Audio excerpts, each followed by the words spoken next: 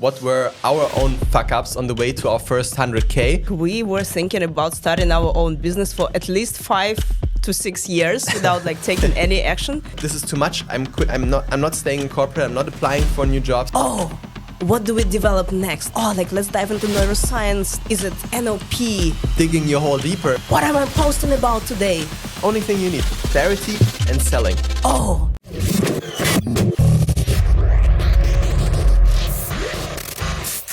So today we're gonna talk about the top 10 fuck-ups we did in our own business. Yeah. So maybe you have the opportunity to avoid making the same mistakes. Yeah, so I think we had this idea because, when starting a business, you're always going to do fuck-ups, right? It's just going to happen. And it's important to be very honest with your fuck-ups as well. And also by us talking just about, when we were first starting out, what were our own fuck-ups on the way to our first 100K.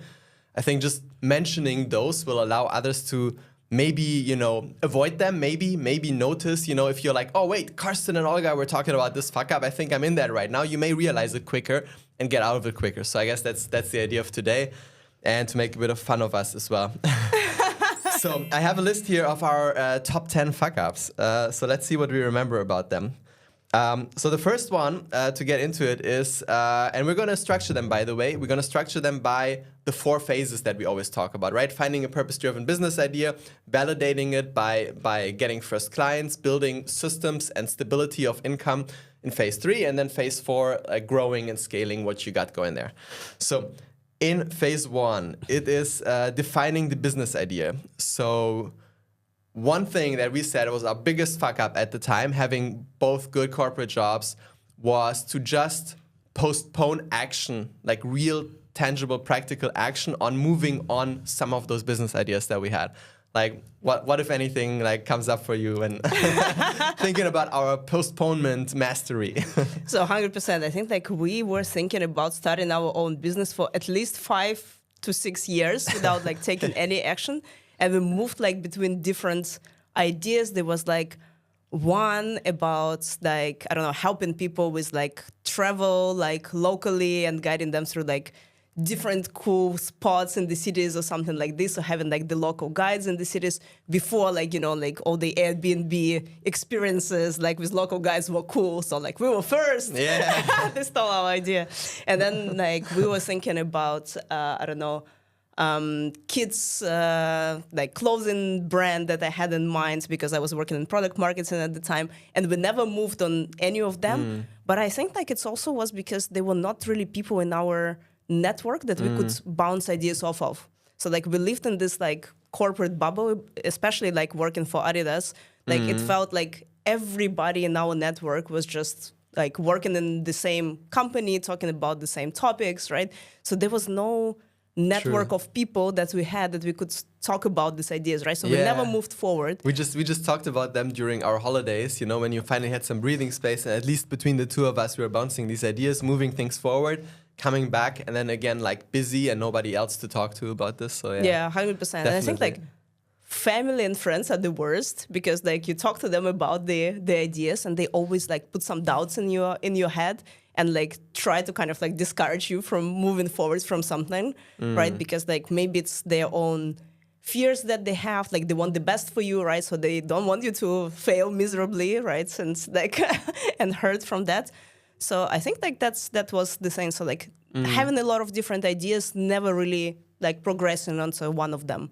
Yeah, so I guess the thought error was kind of getting influenced by others, and not, I think another thing that we were thinking at the time is not believing in how, I don't see how I can make money with this, right? Because we had some ideas, but we weren't confident either in, will we really stand out? Can we make money with this? And then amplified by, others putting doubts into your head, seeing all the fancy competition out there, how can I catch up to that, right? And then the other one was just not seeing how you can actually monetize. So I think one thing that would be in order to avoid this fuck up is, for one, don't get discouraged, take action, start small, start very niche down. We're going to talk about that in a second. And for 2, also to, when you how do I say this? when you think about monetization streams, actually, to think very practical and very simple, because there's so many like ways where you can make money actually, and you just need to calculate a bunch of streams and make it tangible for your brain. How do you make 100,000 euro? By doing how many things, selling how many things, at what price, how often per year. And that can be, you know, a product, a service, that can be a subscription, that can be a group program. And there's slightly different calculations, but you can actually do these, and it's very simple. And then when you see, okay, it's not that crazy, I don't have to sell to that many people every week, every day, when you break it down, it would allow, I think, like action more easily as well. Probably. I would agree to that. Oh, and then another thing on that actually is that in terms of timing, right? Because we waited so long with our postponement of action. So the thought era was also, we're so busy, you know, and like, I'm not sure. And we didn't even have kids at the time, right? Yeah. So like the only thing that we actually had was the corporate job from which we were so stressed out in our head that we didn't have time for doing anything. And we waited and waited and waited until, you know, it became like really unbearable already, right? So like you were close to burnout at some point. I was having like severe anxiety attacks, and it had to lead to the point where it was, okay, like I just drop out without any plan B, which was really not a smart idea at the time. So I think like, I don't know, like if you have listed this as a second. It's actually like part of this one, postponement of action, you know, like just in general, not doing stuff because of lack of belief. And then the second one was like, just because of that, actually digging your hole deeper, you know, because you're for one, your health and energy is down, you know, because we were not doing what we wanted to do, and we knew we wanted to change something, but we didn't. And then health got impacted. And from there, you know, starting a business at your lowest point of energy with health problems, not the best starting point. And then also we waited until, you know, you were like, this is too much. I'm not staying in corporate. I'm not applying for new jobs. I'm doing this own business thing, which means we had out of 2 salaries, now 1 salary. And then I was like, yeah, I love that thing, you know, let me also do a 3-day work week only. And so we went from like 2 big salaries to like 1 half salary in a very short amount of time without having a business. And having 2 kids by that time. And having 2 kids, yeah. And yeah, so that doesn't help. And you know, you need to heal yourself, you need to replenish. And at the same time, you have a financial pressure because you don't have anymore this runway. You don't have this comfort of resources anymore available. So yeah, big fuck up number 1. Fuck up number 2. Let's see what we got. Continuous and random self-development. This will probably speak to a lot of coaches out there. As experts and as for our own personal development versus rather doing more face-aligned business building mindset and skill set development. So, you know, what comes up for you when you think of our like continuous personal development and expert development journey? Yeah, like this is crazy. And I think like I see it in our clients now all the time, you know, like especially those like who are coaches. It's like, well, like, I mean, like anyone who's really like a consciousness professional, even creatives, it's like coming out of your study, for example, right? Like our coaching study, we're like, oh, what do we develop next? Like, is it NLP? Is it like, I don't know, something with somatics now? Like, are we doing like something else, you know? Like, oh, like, let's dive into neuroscience, like, of things. And you like get kind of like put by all these like shiny things of how you can develop yourself better, as you said, as an expert, instead of focusing on the hard business skills, instead of like really understanding like your financials and like and planning your financials as a business owner, right? And really seeing like, okay, like how do I get money now with the skills that I already have? So like zero financial planning at the time, just thinking like what else we can do. No understanding that actually the most valuable skill that you need in the beginning is sales skills, right? So really like going like hands-on on your marketing and sales and really getting like this first clients in to like just validate that people want to work with you and they're like eager to buy your services. But instead of like, oh, like let's take these courses and another course, and like how much did we invest at the time? Like additionally, so it was like the 10K for our coaching study. Each. And then probably another 20 to 30K within the next 12 months, just into further coaching degrees or angles or certificates and getting our own coaches, you know, to get more personal development. But I think it's also related to point 1, because we were like healing, right? We did this coach training program, which is like, it's a new skill, it's a business that you're building, but also at the same time, it's a healing process. And you're like, oh my God, this has given me so much. I want more of that. But not more of that for starting your own business, but for healing, actually. So it's like also like looking at our business not as a business, looking at it like, we play a little bit coach, you know, but actually we just, if we weren't kidding ourselves, we were just developing us for our own pleasure and joy and benefit, but not for the benefit of building a business. 100%. And I think like that's where right now we would never recommend our clients to, for example, like drop out of their corporate job before starting something on the side, like as a side hustle, right? And grow in this side hustle until the moment it becomes really a stable income stream. And only when it becomes bigger than your current salary, have you kind of like the opportunity to really drop out of your corporate job and like really fully focus on what you're doing for your business. If you need to heal yourself from your burnout, from your anxiety, like we had to do, right? Then do it whilst you're still in your corporate job. Like don't replace don't add another layer of stress by financial pressure, you know. Exactly. So to your healing process. So we were like extremely dumb because like so I dropped out of corporate because like I couldn't like bear that anymore, right? So like you said, so one salary down, you going down to 3-day working week, investing all the savings that we had in all these like studies. Random stuff. Random. And one is personal development. The other one was we wanted to learn business stuff. At some point we finally made the switch, but then it was like, now looking back, seemingly random business stuff. We're like, oh, there's an Instagram thing. I want to learn Instagram. And just out of context of business phase and where you were at, just learning random skills. And of course, investing 5,000 euro into a designer to design a logo and a website where we didn't even know exactly what we wanted to do yet, right? Yeah, 100%. So that was, I think, like the worst thing that we ever did. It was like, oh, like, what colors do represent us? Like, let's work with the designer, like on our... Oh, the 7 colors of the chakras. Exactly. I know I shouldn't say that, but it was... But that was really like, and we invested this like over 5K into a website, and then I think like half year later it was all outdated and completely had nothing to do with what we were doing anymore. And then we tried to adjust this whole like website, which was on WordPress at the time, and it started looking like shit because we were adjusting ourselves and we didn't want to pay extra money for the designer doing it anymore. And then it was at some point so embarrassing that I think like for 2 years we didn't even touch that website. We would like try not to tell people about it. And we actually didn't need this. Like for 2 years, we didn't we completely didn't need this because the clients were not coming from the website. Nobody actually like looked at our website at the time. In the 2 years we had one person coming from. Yes, exactly. In 2 years there was one person who came from our website as a lead. Okay, so summarizing kind of like, you know, random development for one, like be very clear. You can heal more, you can do personal like development more, but it's for you, it's not for your business. Just very clear on these things, you know, especially as coaches, you know, you're on that journey, you're just so easy to continue that journey. But also for anyone else, right? If you're like a designer, right? Learning the new design tool, another design tool, just to be a better designer, but you don't even know why, right? Which will bring me to the next topic. So in general, to avoid this, you know, rather do phase-aligned things. In the very beginning, you have some skill that you've obtained, that you got already going.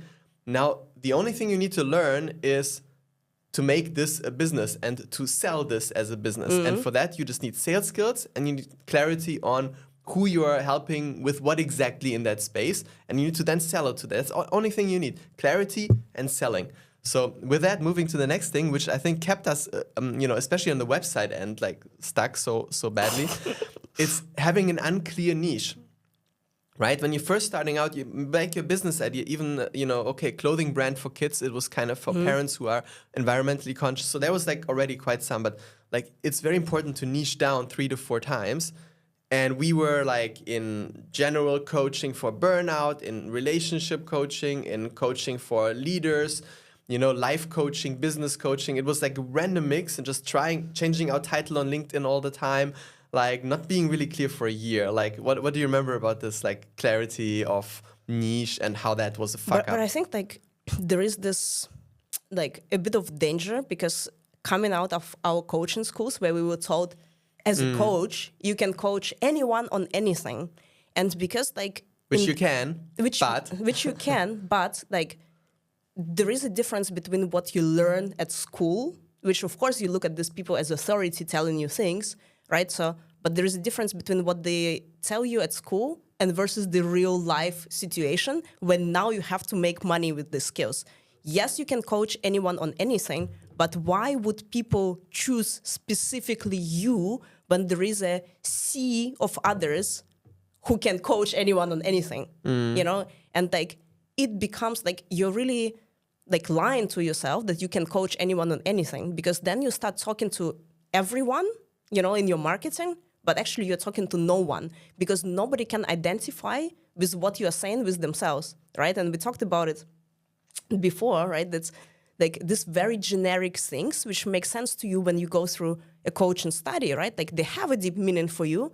For the people out there with actual everyday problems, your stuff about like, I'll help you live up to your highest potential means nothing, absolutely zero. And yes, you can coach people on their potential, but what does it exactly mean for me, right?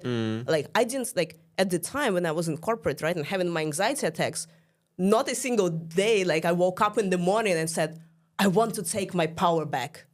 Just like no, I was like waking up and saying like, hey, like I don't want to go to work. Like my job sucks. Like my boss is an asshole, you know, like I don't want this. Like I hate this shit, right? The health symptoms, the health, right? Like my arm is not, I cannot feel my arm. Like I can't feel my limbs, right? Like my heart is jumping out of my throat like every morning.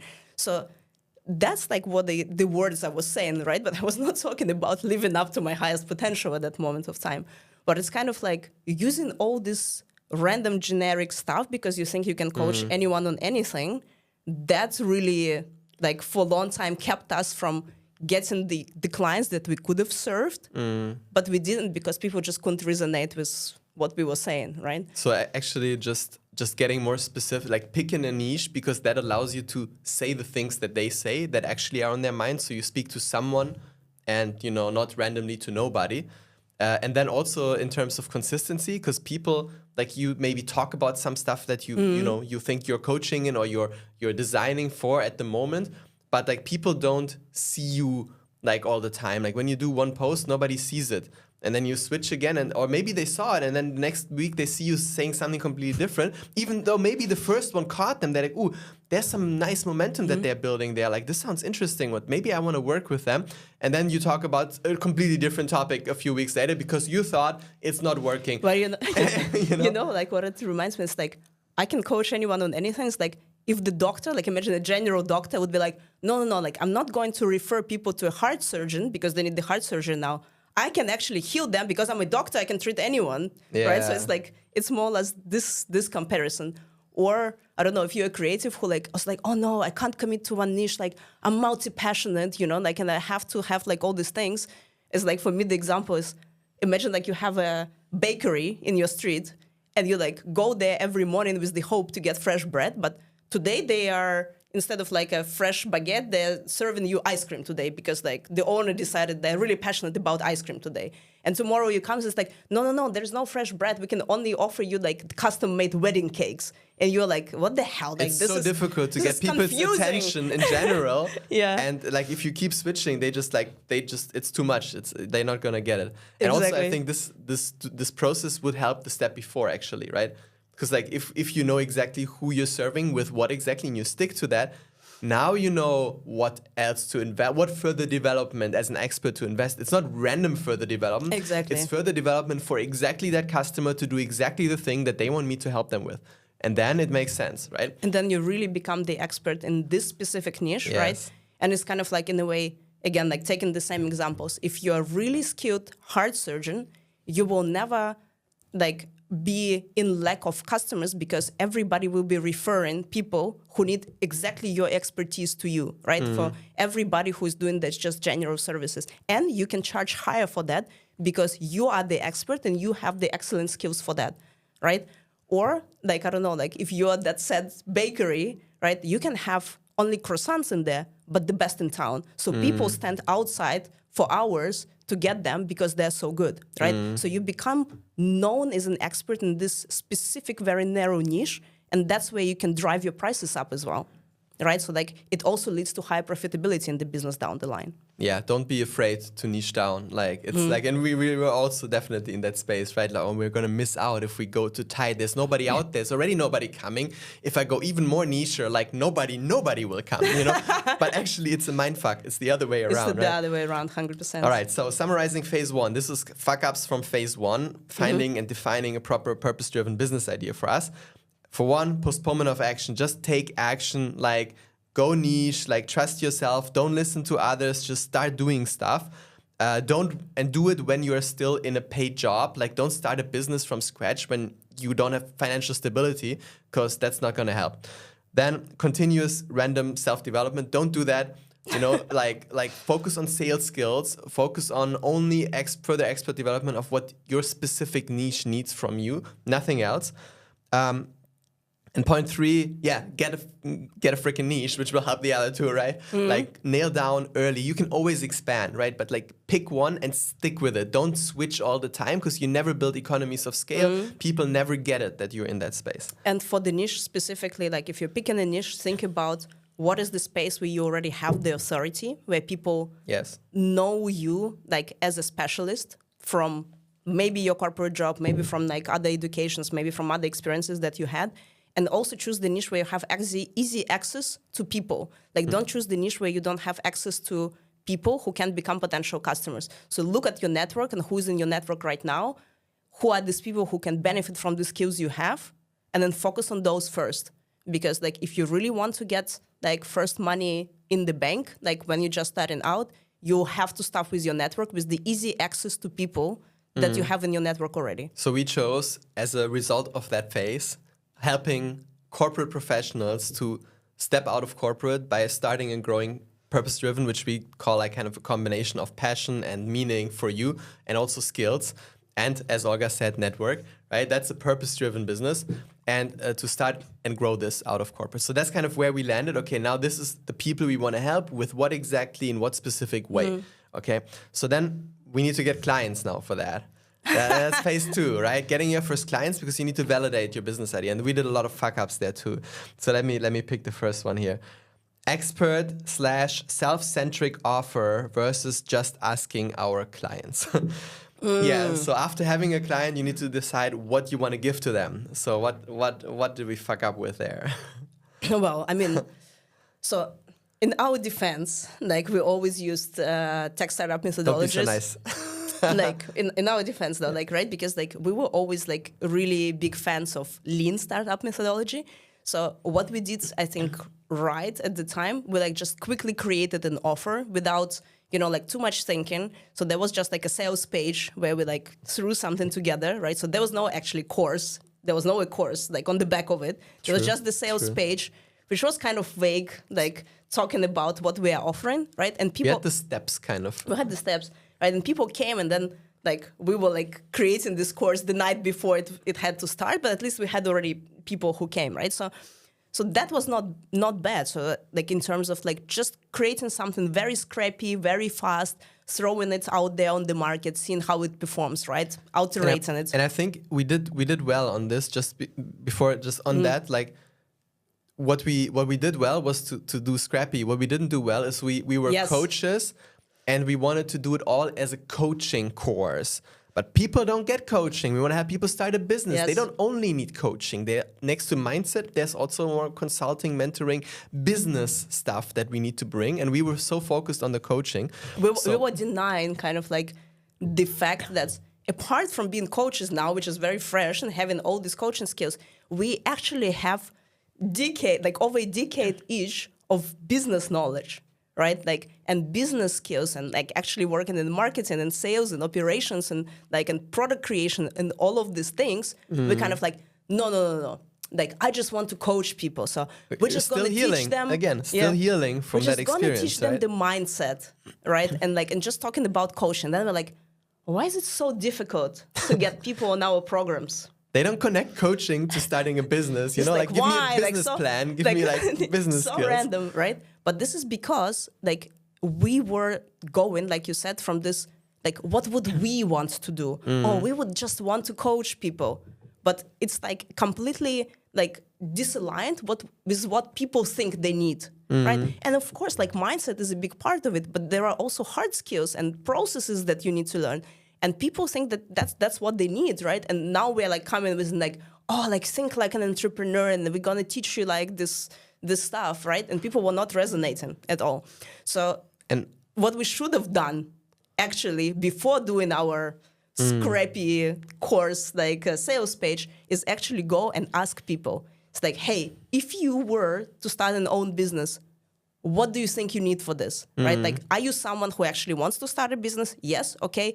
So what's the problem? Why are you not starting it right now? You know, like, what are you lacking? What are you missing? What you wish was there, you know, to support you? Like, in they tell you. Yeah, exactly. In which format, you know, like how much would you be willing to pay for this, like in order to get started? And you will see, they're not going to say, I think I need mindset coaching to start, you know, and you need to be ready to embrace this. You need to be ready to accept this. You know, it's not about you. Starting a business is not about you. It's about serving and helping others. So if they say, I want a website, even if you know, actually the thing that makes the biggest difference, if I give them the right mindset to start the business, but all they want is a website and a business plan. So you gotta put a website and a business plan there, because otherwise they see mindset and they're like, nah, I want this. I want to start a business. I don't want a mindset. But you know, maybe you know better, but it's still, you cannot it'll take ages and so much resources to educate your customer on the mindset. It's so much easier to just throw in this as a bonus. They're like, oh, great, I'm getting this really cool stuff, which I really want. And then, yeah, some mindset stuff as well, you know, and they'll find out that it's actually the most valuable thing once they're in.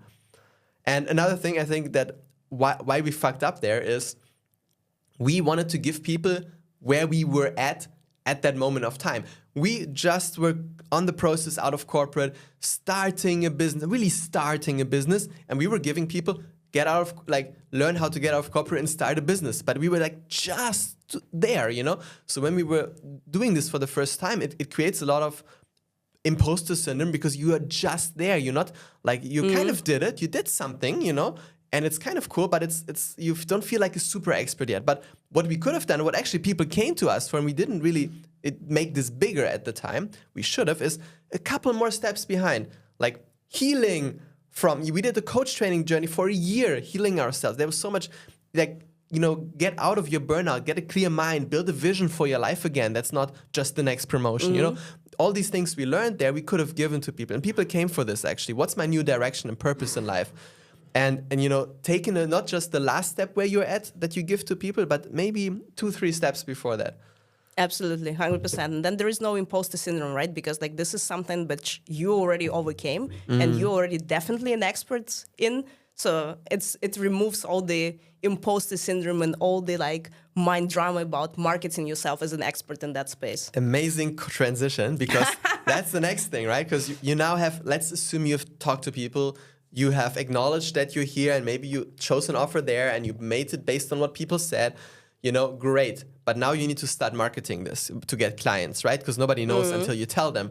So we had, the next big fuck up was like having a content strategy, not having a content strategy. This is the key here. Yeah. Like, so just like, you know, how do we market? How did you start marketing us? Because in the beginning it was mainly you, because I was still in my 3-day, you know, job. I was like, that was completely random. Like, I thought like, okay, like, and I think like I see this mistake all the time, also like from other people, is thinking that social media is the only way to get clients. I don't know why it is in our heads like so much, but actually social media like is just one of like 19, at least of 19 other traction channels that exist, right? So read the book Traction. Read the book Traction. It's an amazing book that talks exactly about that, right? But like in my head at the time was like, I have to be on social media, like probably I have to do Instagram, like what do I share there? And I just like shared all the random stuff that I learned like throughout the coaching study. And I was just like talking about that. And like, well, like actually in a way it did create clients, you know, like, but I noticed that's like the part that was creating the most clients for me when I was doing my like Truth Bombs Monday. Do you remember that? Yeah, like, that was cool actually. Where I was just like talking about like mistakes that people do when they I don't know, like want to get something like in their life and they're not getting it, you know, like, but this was super vague, but at least I was like explaining some you were concepts. explaining, you were doing well, and you were learning how to talk in camera, and it was great. You were doing stuff, I mean, right? like from the point of getting to like knowing how to get on camera and talk to people and like and getting some confidence in it was great. Was just not great in terms of getting paying clients. You got some clients, but it was random clients with random topics. Somewhere, my relationship. Other one was with like my promotion to get from senior director to VP or whatever. Like it was completely random because your content was random as well, right? And it's like, but if you choose topics, like which is what we learned later, right? Like choosing clear topics. If this is my clear client, this is their problem, this is their wants. What can I do as content pillars that establishes me specifically as an expert for exactly the problem they have? Now, this is the only thing you're ever going to talk about in all kinds of ways, right?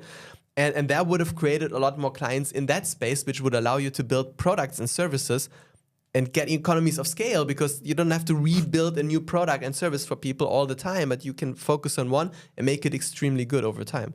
100%. And I think like creating content for the sake of creating content and, and having this daily freak out about like, what am I posting about today? Like, which kind of like puts you in this hamster wheel of content creation without any You're jumping ahead.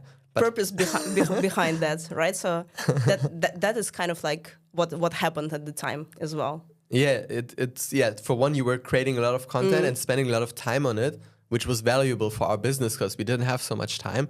And, for two, it was kind of random, right?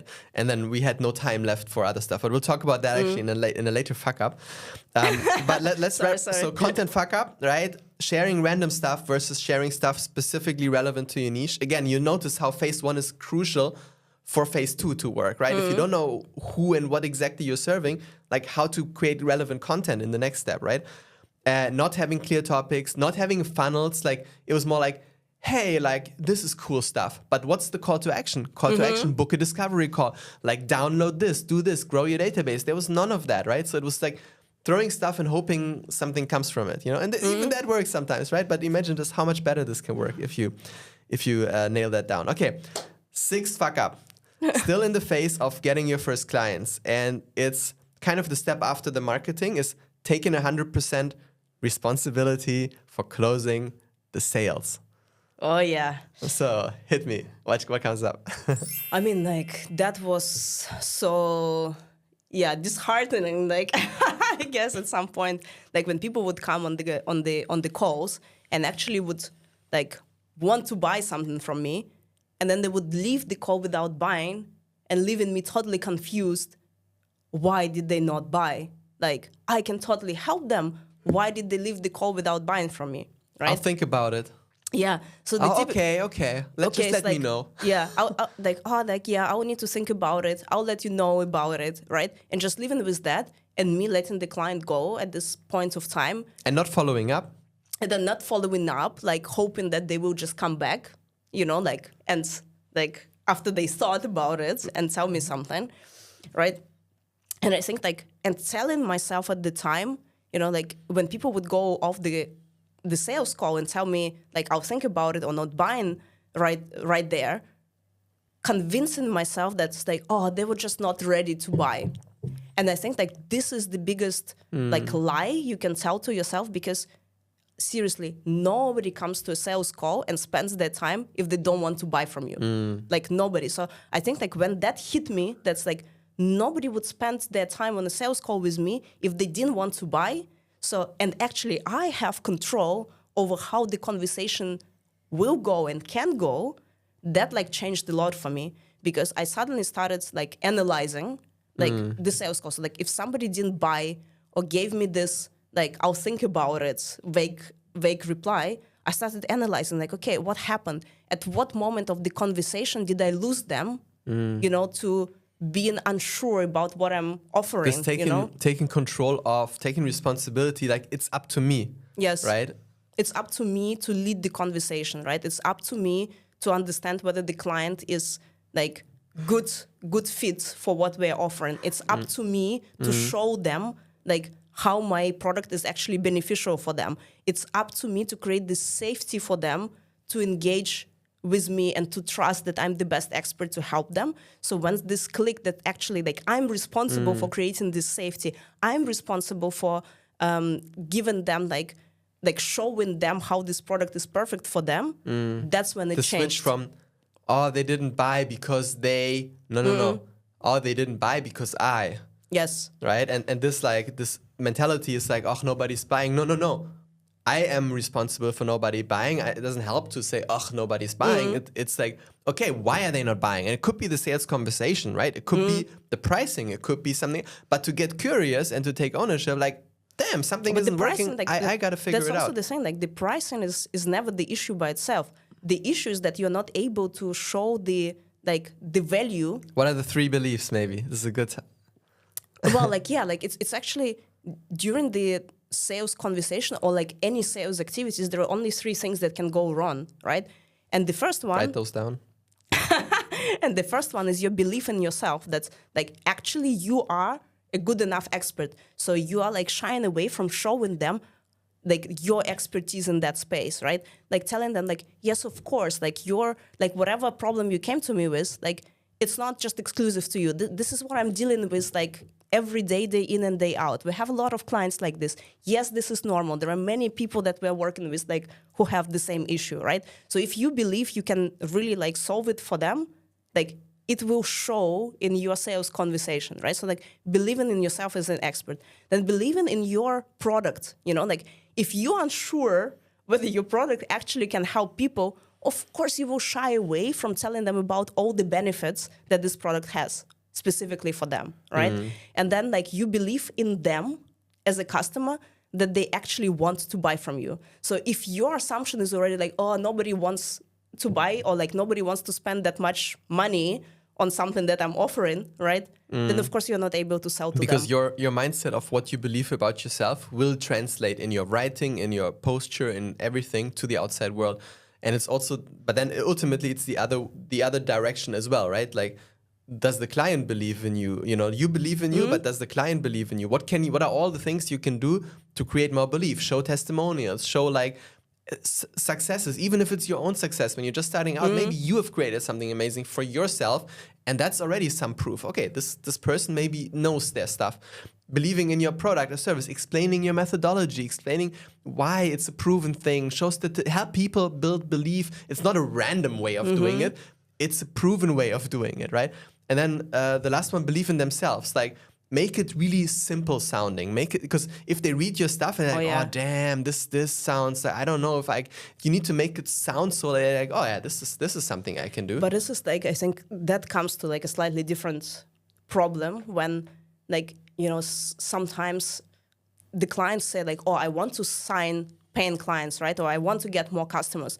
Whilst actually, right, somewhere like on the background, what they want is to sound super smart, or for someone to give them the confirmation like, oh, like, you know, like you're so smart, this is amazing what you came up with, like this product, right? Again, the healing. Yeah, so they're like packing like lots of features like in the product, right? And they try to describe it in the most sophisticated language there is, right? Like, and throwing all the like grand words in there.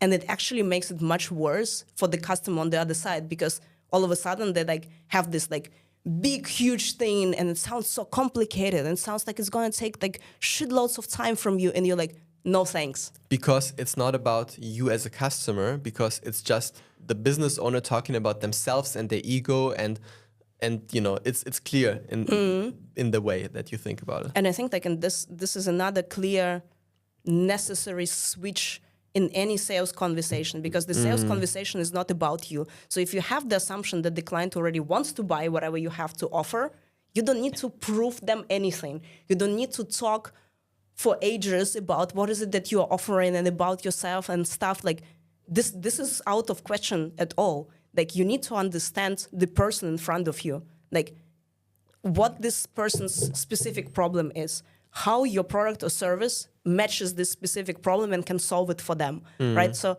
actually, like I would think like about the most successful calls for me, like I maybe talked for 5% of the time, 5% of the time, right? And 95% of the time, it's the customer who talks. And it takes the nervousness away, right? Because in the beginning, sales is for most people very uncomfortable. And like going on a call, you like, for one, you feel you don't like selling oftentimes.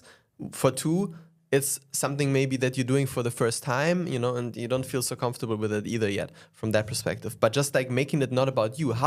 Will I come across? And also you really want the sale, and right? then it's like thinking, I like, really need the sale. It's like looking at your sales script that you picked up from somewhere, and it's like, and making sure you're like really going through the sales It's like script. me. And Imagine like, you say me in a sales call. Like, do you want to buy from me? You know, you're like, what the fuck is this no, person? like I want my problem to be listen to solved. me, motherfucker. Right. So this definitely, I think, is one of the biggest fuck ups, is talking about your stuff instead of listening to the customer. Absolutely. So let me summarize. This summarizes phase 2, fuck ups, getting your first client. So for one, expert, self-centric offer versus just asking people what they want and building for that. Then content, sharing random content rather than sharing content that makes sense for your niche specifically. Having clear topics, having clear funnels in place, you know, like bringing them somewhere from your post, not just be a random post, because otherwise, again, like you're not making money, and you really need to make money in this first stage. You even in this stage just want to prove that you can make money. It's not even about sustaining yourself yet. You're still in your job that you make money with, whatever that is, right? But you're proving that actually what I have, I can make this bigger because people want it, people buy it. And taking 100% responsibility, not putting the power outside of yourself. You know, the clients, they didn't want to buy. You know, you can take responsibility. You can think, okay, not just doing more of what I've done and hoping for a better result, but I can think creatively. I can analyze. I can change stuff. So, all right. So if you're doing all of that, you hopefully, you know, sell, and we did sell, like our products and services for the first times, like not in masses, but we were selling and it was okay, and we learned along the way. So now the next step is we want to step out of corporate. So we want to build a stable business, because we have financial obligations. You know, often especially if you have been in a career for a while, you maybe invested in a house or an apartment, you maybe have kids, you have things you need to pay, right? So there's quite a lot of pressure. So now building systems, building stability, making something repeatable, that you need to figure this out. Otherwise, you're just randomly hoping for a good sales month every month, right? So what's the 7th fuck up we have here on our list? So assuming clients will come without a lead generation system in place, thinking you're actually further than you really are in that process. Oh, yeah. And then taking action and going out in the free world and quitting corporate and, you know, yeah, tell me about that. So I think like, this is the key thing that you said, like thinking that you are further along the journey than you actually are, and lying to yourself like unconsciously about that, thinking this like, so what we had clients coming in like mostly by referral, right? And it was okay. Like at some point it was like pretty stable, like 6-7K per month. And we were like, oh, like this is enough for us to now move to Portugal, you know, like quit the safe corporate job that Carsten still had like for 3 days a week at the time. Like we're okay. Like for 6-7K, like we can live from this, even as a family. But that was like so dumb, because as you said, there was no system behind it. It was just like hoping that clients will come by referral. And it's, by the way, something that I hear and consider very toxic in a coaching world, when sometimes like the sales gurus tell you like, oh, like, just trust the process, the clients will come. Or somebody sharing with you like, oh, like, yeah, like the clients, they just kind of like come by themselves at the time, which is like so needed for me, you know, like this spiritual trust in the universe that the clients will come whenever you need them. Like, which is great, like have your spiritual beliefs, like I have nothing against that, but you need a proper system behind it, because you can't hope that people will come by referral, you know, like, so 1 month somebody referred people to you and they came, and the next month nobody referred anyone to you, and then you are screwed. Especially if you did the mistakes we did before that as well. Exactly. Where you waited so long, spent all your savings, killed all your runway. Now you have to make money every month for the next month, or you have maybe 1 month you can manage without, but that's 1 month. And then you have a family, and then you're like, damn, can I buy groceries? Like, we had these moments, and it sucks. Yeah, so, like that was really scary, right? Because it becomes a survival financial stress, right? Like, which is really not cool, and you don't want to be in this situation. For one, it's kind of like as a general advice, like, don't quit your stable source of income unless you have at least 6 months of runway for yourself where you can experiment, and even if you have low months, you have a backup option.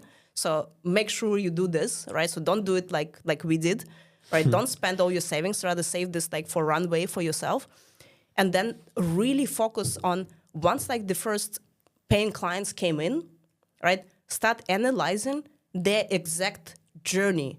How did they come to you? Can you replicate the sales process over and over again to make sure it's a repeatable sales process that you can control afterwards, Because like when clients just come by referral from somewhere, it's uncontrollable process. But that's not how you can create stability, right?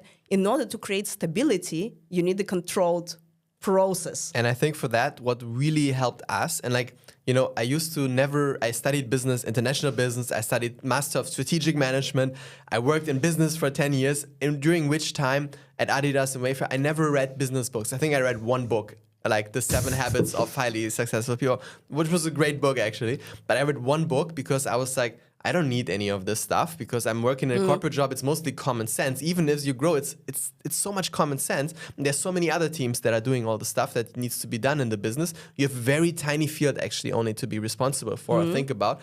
But then when we start our own business, every book we read, it created massive jumps. So the books that created this jump for us was the one-page marketing plan. It simplifies a lot how to think about marketing when just starting out. Even if we both worked in marketing, and it was still a game changer to read this book. Because there is a difference, right? And that's, I think, like what also majority of people don't get. There is a difference between an established corporation with millions of marketing budget and the way they do their marketing and the way how you are supposed to do marketing when you just starting out from scratch. Is the two different worlds, right? But people think like if they worked in marketing, like we thought, we know everything about it, and that's like how you do it. But that's actually not the case. Not at all. Not at all. And I think beyond just like the marketing, the how-tos a little bit, there's also, it gives you a system. This book really made me think in terms of systems. It talks about marketing system first and foremost, but it also talks, you need other systems in a business, because if you are just building a business that is you, and which already is kind of like stepping ahead a little bit to the next phase, like eventually you can never sell your business. It's never going to be worth anything on the market because it relies only on what you do. It doesn't rely on system. If you have a system and you have standards, then you have something you can give to somebody and you can sell, and it can give you a big paycheck at some point, right? So to wrap up, like kind of like on this topic of this fuck up that we had, which was just hoping that clients will come by themselves. Yeah, so read this book, The One-Page Marketing Plan. It teaches you to think about lead generation, nurture, and convert, like really building a system around marketing. And it speaks in very simplified language. It's easy to read, highly recommend, comes with some resources. Also, 100 million leads by Hormozy, been a game changer for us also to think like how do I think about lead generation in different ways, with the 4 different lead gen buckets. I'm not going to get into this now, but also a game changer for systemizing getting clients in your business. And the eighth one we can actually skip, the 8th fuck up, because we kind of had it. It's dropping out of corporate without a minimum 6-month runway. We had like a 1-month runway and we didn't have a system in place, and we dropped out and we were like stressing the hell out for the next 12 months after that until we finally figured out some system stuff. So yeah, like I think just want to highlight that, but we don't need to talk about that separately. Fuck up number 9, still in the phase 3, in the phase of building systems and stability. Ad hoc, on the go, and you spoke to this a little bit earlier, ad hoc, on the go, content creation, hamster wheel. Because, it's kind of part of generating clients and building a system to be consistently out there. So a certain percentage of people sees you and maybe reacts and likes and eventually buys, right? But yeah, tell me like, what do I mean maybe with the ad hoc hamster wheel of content creation? But it's literally like I was saying, every day thinking what I'm going to post today. And it's like, I think we see this also all the time, like on our clients, right? It's like just not thinking in terms of what is actually the content strategy that you have. Even if you're using like social media, for example, right? And you identify that they are like the core traction channels that you need to have in your business, right? And you need to be present there. Like, what is the content strategy? What are the content pillars that you need to cover? You know, like what do you need to tell your customer in order for them to buy from you? But then right? even then you know this stuff, but you're still doing every day. The only thing that, you know, for a while, because you were kind of our content girl in the team, you know, of two.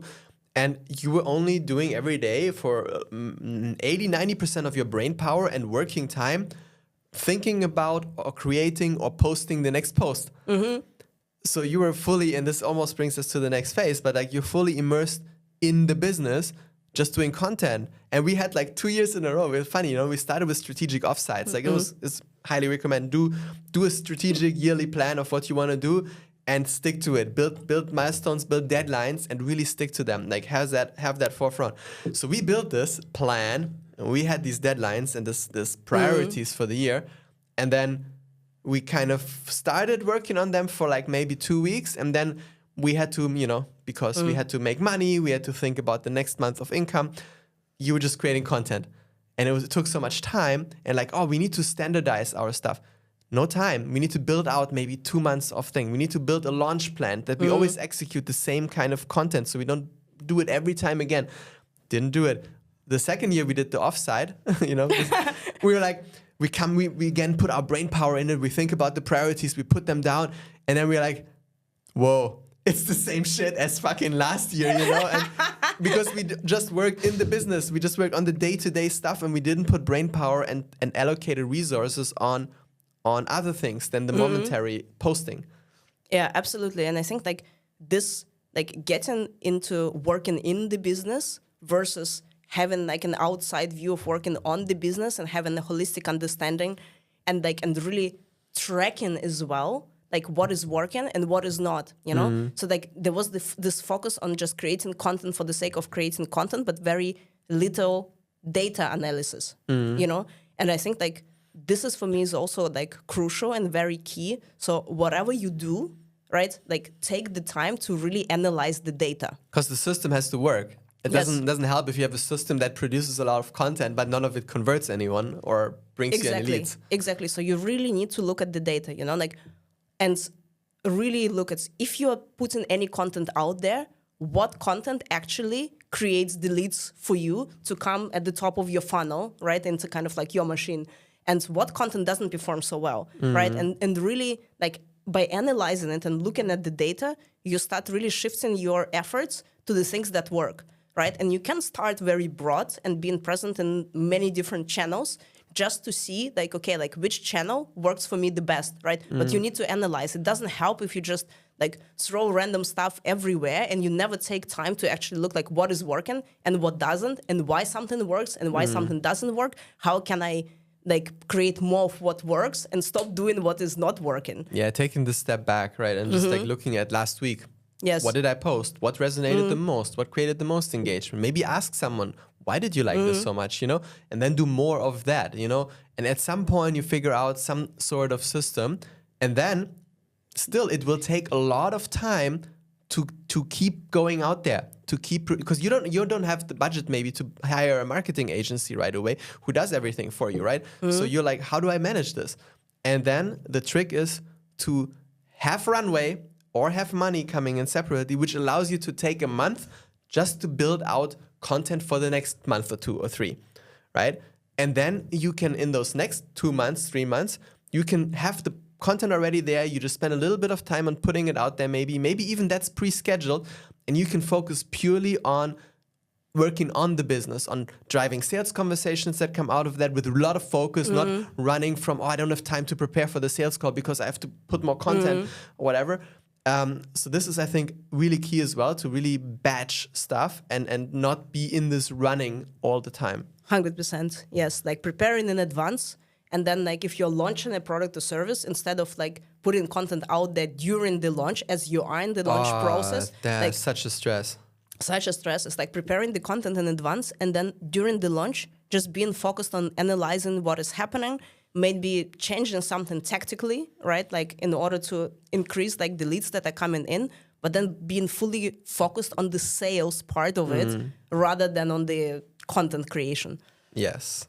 So summarizing, stage 3, phase 3, building systems and stability fuck-ups. For one, assuming clients will come without having a proper system in place, thinking you're further than you are, right? Now there should be a kind of understanding of what it means to be further, really. And then dropping out of corporate without having a 6-month runway. You see, sometimes stuff doesn't work immediately. You need the resources to make it through this experimentation stage. If you don't have those resources, you do short-term actions, as we see in corporate a lot of times, which is why we also leave our jobs sometimes there, because it's like, come on, it's non-strategic, short-term decisions for someone to get a bonus, you know? And everyone knows this, and still everyone does it. So in your own business, don't do it this way, right? Think strategic, but you need to have a runway for that. Also, or a stable source of income from somewhere else. Or a continuous stable source of income that allows you this experimentation that you need to do, that strategically makes sense, rather than just pushing for some money somehow, somewhere, randomly, just to have some money. All right. So now let's assume we figured out a system, and we have a way of bringing in clients repeatably, and a certain amount of them pay eventually, and you get like your stable income. Let's say you're 8K per month or something. This would be kind of like 100K income. So we understood stability in systems at some point, but didn't move on from there. And we were still close to burnout because of that, right? Even just that's actually end of last year. Yeah. So, phase 4 is all about scaling and creating growth with systems that you have developed. And the main fuck up here is fuck up number 10, which has a couple of subpoints, but the fuck up overall, I would call it not acting as a business owner. Yo. So, like, acting as a business asset is point 1. Maybe you want to explain what does it mean to act as a business asset instead of a business owner. Let me then take the first part of this. So, like, looking at yourself as a business owner means you are running a business which has certain elements that are running by itself, but you are not the one running them. You are looking from the top and you're guiding the elements and you're influencing the elements, but you are not the elements. And in the beginning, you have to also be the elements, but it's very important once you have the systems to make this a bit scary step out of that, because you lose a bit of control. There's the fear of losing control. There's the fear of, if I hire someone, can they do it the same way as me? Freaking onboard them the right way. But we were postponing this forever because of this. Also financially, now I'm giving away. I just created stability. Now I'm giving away money again to others. This fear of that. But this is exactly what's needed. So you can step out and you can think about the next big steps. How do I make it from making 100K to making 1 million per year? Like, this is not going to happen if you are the one who's executing the 100K all year long, which oftentimes it would require from you if you didn't outsource, if you didn't, step out of your business as a business owner.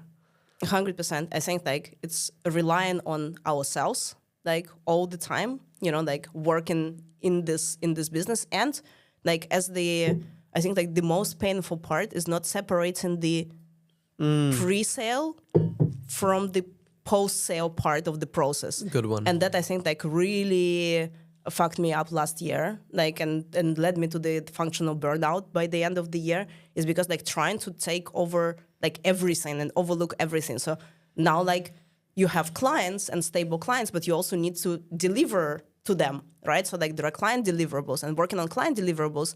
But you can't just focus only on clients, because if you only focused on clients, at some point, the time they work with you, it will run out. There are things that happen in their lives which you can't control. They want to postpone and they want to stop working for whatever reason, like there are deaths in the families, there are like sicknesses, there are like something, right? So you can't like hope that the clients that you have will always stay there.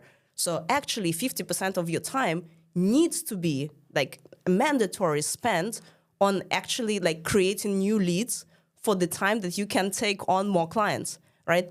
And it's kind of like trying to do both, trying to do the lead generation kind of like part and overseeing that part, but also doing client deliverables.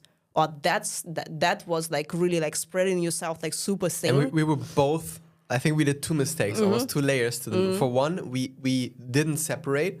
But we had the luxury kind of we are two. Oftentimes we speak with a lot of people who are solopreneurs just starting on their own, right? get a partner if you can, like who thinks like you, who you trust, like definitely it helps. Get someone who is different than you as well, has different skills, different network, different things to bring to, please do this. Makes a lot of sense. But we had this kind of, and we were both doing both. So our mind space, our energy, and our learnings were constantly split across both things, like generating clients, serving clients, building services, improving services, which would be almost a third component, right?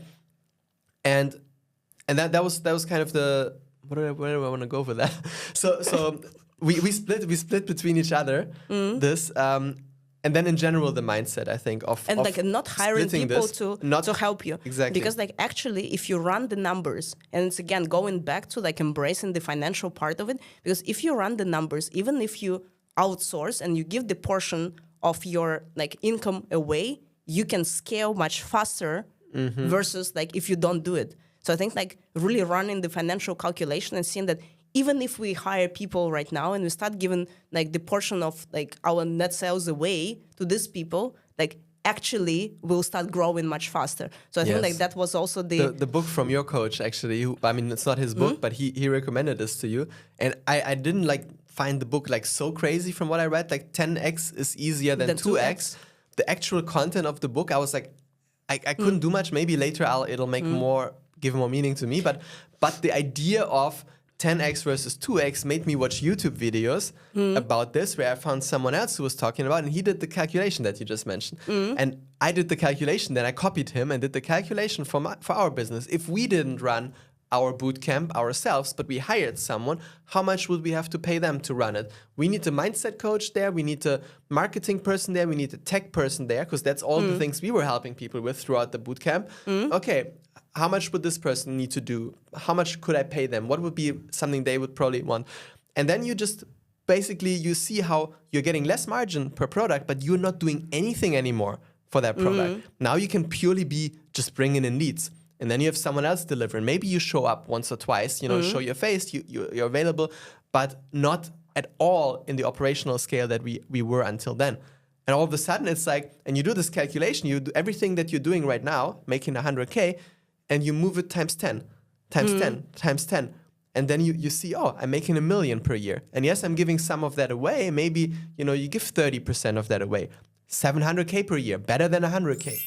It's crazy, actually. It's actually easier 10K than 2K, than 2X, 10X than 2X, because 10X you must outsource, 2X you're maybe trying to do stuff on your own still. You're just doing more of what you're doing already. Yes. And doing it harder. That's the and mindset it creates. Yeah. When you say 10X, you must think differently. Yes. So, yeah. So I think that's a nice wrap up. Nice wrap up. Yeah. So I think that was the last one. Let me just check if we had anything else here. Fear of complexity and loss of control by scaling operations. We kind of talked about this as part of like not acting as a business owner. Pre-sale versus post-sale. Like, even if you stay owning one element, hire someone to take on the other element, because it creates focus and economies of scale. Yeah, not being the asset in your business as an executional asset, but being the owner of the business. So yeah, that was kind of our 10 biggest fuck-ups in a nutshell on our path to 100K. Until now. Until now. More stay tuned. More to come. Anything else? No. Okay, peace.